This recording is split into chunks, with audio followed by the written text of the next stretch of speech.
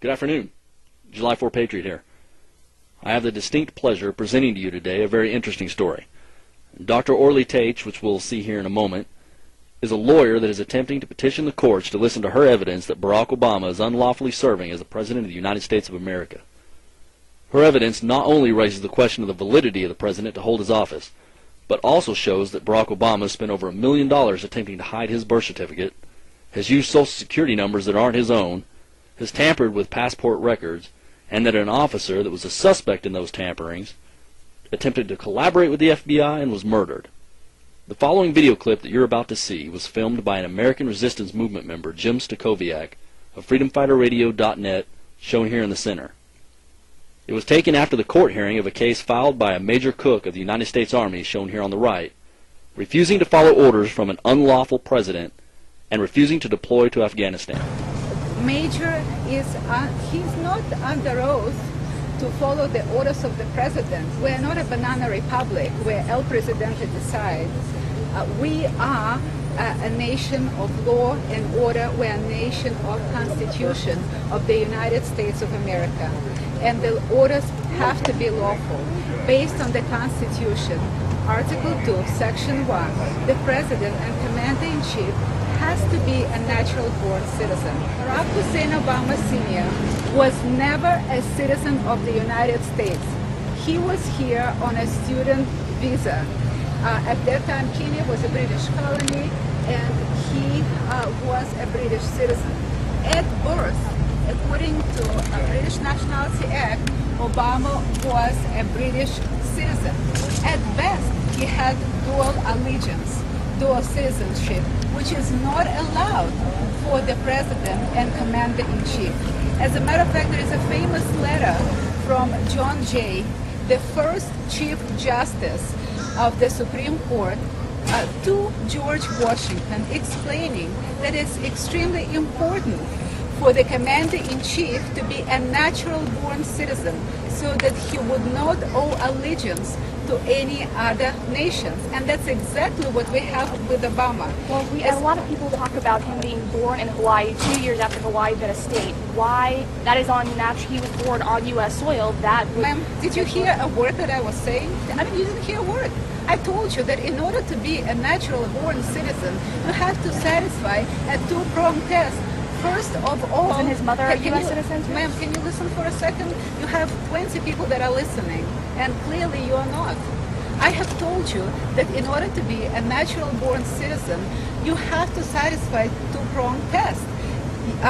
Both of your parents have to be U.S. citizens. His father was never a U.S. citizen. He was a British citizen, and Obama had British citizenship at birth. When he was 2 years old, Kenya became independent country, and he became a Kenyan citizen. And later on, when his mother immigrated to Indonesia, he became Indonesian citizen. You know what? If you were to look for somebody who is the least eligible to be the president of the United States, that would be Barack Hussein Obama with his British and Kenyan and Indonesian citizenship. It's a serious problem. Moreover, the state of Hawaii has a statute 338-5 that allows one to get a birth certificate based on a statement of one relative only, without any corroborating evidence, meaning he could have been born in Kenya, he could have been born in Indonesia, God knows where, and his mother, all she had to do, just come to health department and tell them, my son was born here, and she would get a birth certificate in Hawaii. As a matter of fact, there were two reporters from Michigan that have stated that they have called Ambassador Oginga, Peter Oginga, Ambassador of Kenya. There was a lengthy interview, and they asked him, Ambassador, will there be a monument in the place where President Obama was born? And what was his answer? Did he say, oh no, he was born in Hawaii? No, he did not say that. He said, of course, it's already being planned, it's already in the works.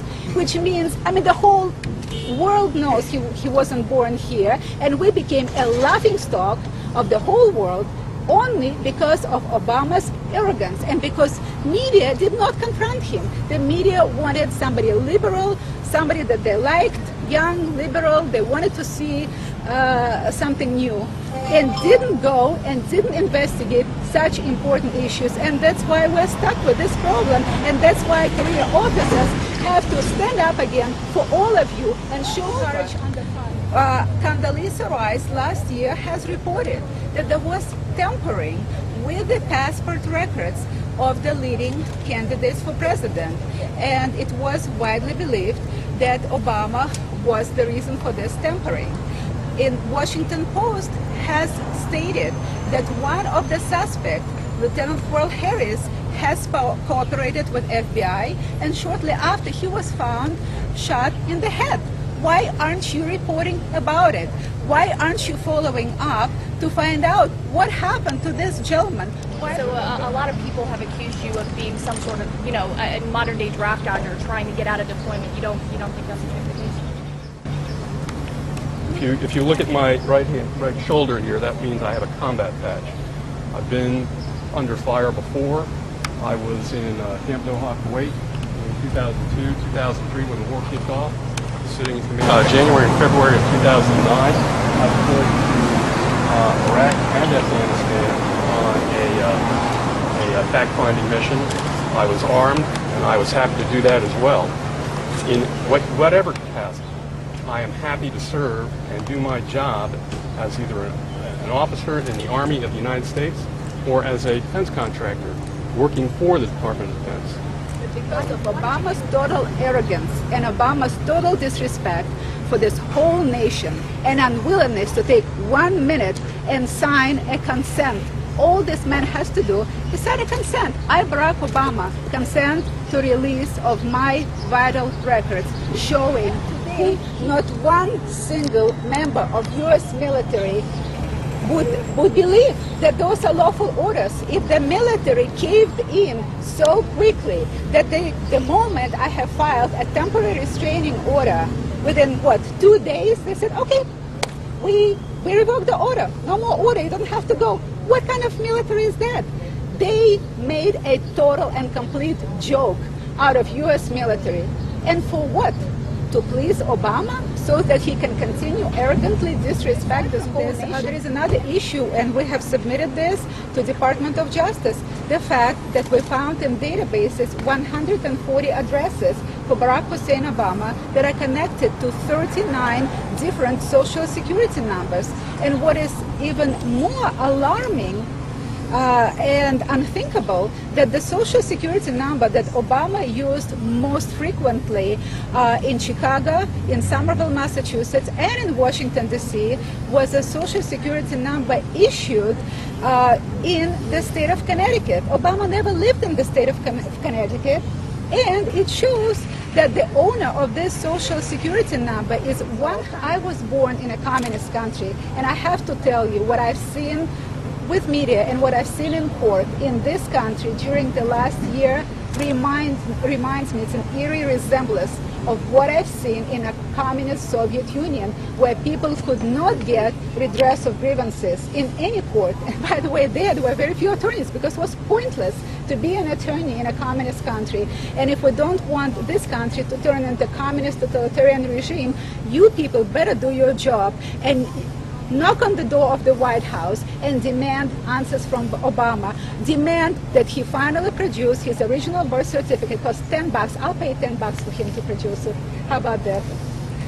Would it be okay with you? All set. Thank you very much. Thank you. Thank you.